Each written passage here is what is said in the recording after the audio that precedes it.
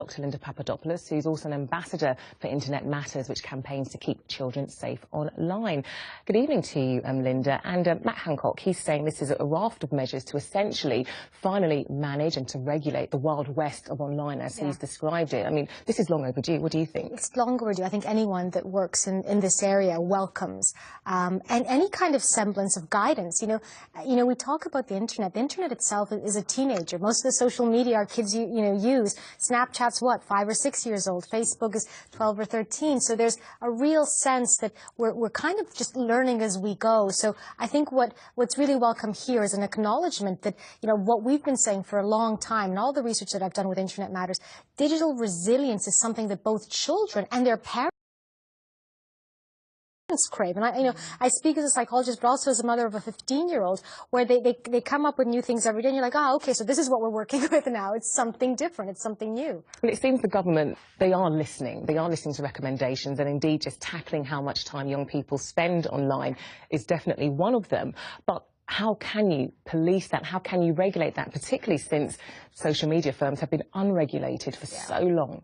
And I think this is where the difficulty comes. And to me, I think you need to approach it in the way that we now approach illness. We kind of take a biopsychosocial point of view. And I think it's the same thing with this. It's all well and good for, to tell parents be on top of it. But parents do need the support. They need the support from media companies. They need the support from schools. They need the support from government. So we need to kind of have an approach that goes every way. Having said that, though, I think, and this is what I always harp on about, I think for young people today, there's not the semblance of online, offline that there was for I think a lot of the parents' generation. So I think a lot of the anxiety that parents have come from, I think, not understanding it, in the way that their kids do. So I think starting those discussions early on, understanding what the threats really are and helping kids deal with them, kind of, learning that together is really key.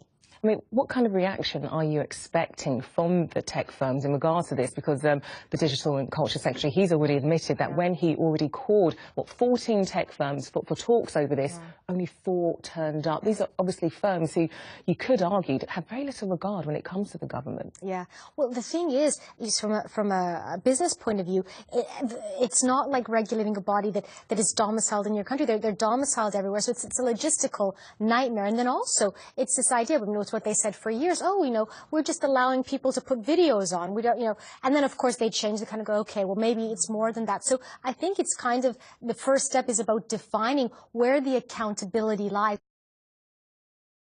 Until the government's able to get these companies to say, we are accountable. And that's not going to be easy because obviously as soon as you say I'm accountable, then you open up a whole new kettle of fish. I think my worry is that this isn't seen as sort of a punitive measure. As soon as it's seen as something very punitive, I think people go against it.